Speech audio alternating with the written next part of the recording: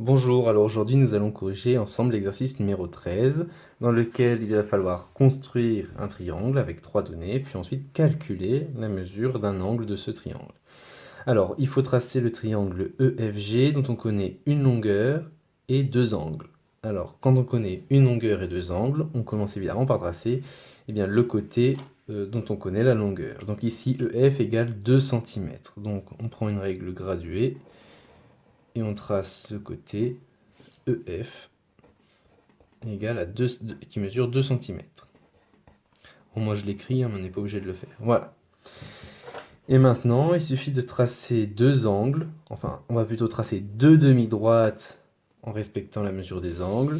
Et ces deux demi-droites s'intersecteront en un point qui sera le point G. Alors, l'angle EFG égale 43 degrés.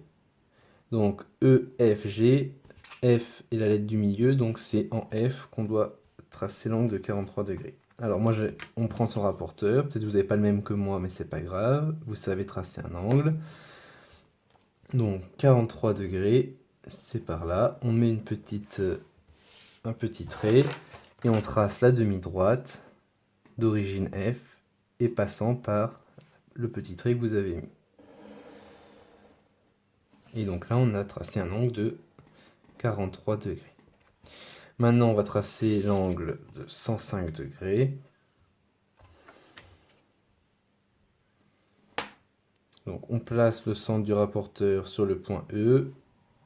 Et 105 degrés, c'est ici.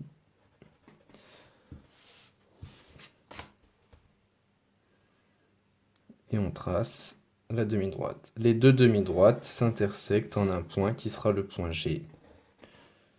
Et nous avons bien tracé le triangle EFG. Dans la question petit b, il s'agit de calculer la mesure de l'angle EGF. Alors l'angle EGF, c'est celui-là. Alors quelle est l'erreur à ne pas faire? Eh bien, le piège, c'est de dire, ah bah allez, je prends mon rapporteur et je vais mesurer la mesure de l'angle EGF. Attention, la question dit calculer. Et on ne calcule pas avec un rapporteur, on calcule avec un calcul. Alors, on range son rapporteur et on va essayer de trouver une façon de calculer la mesure de l'angle EGF.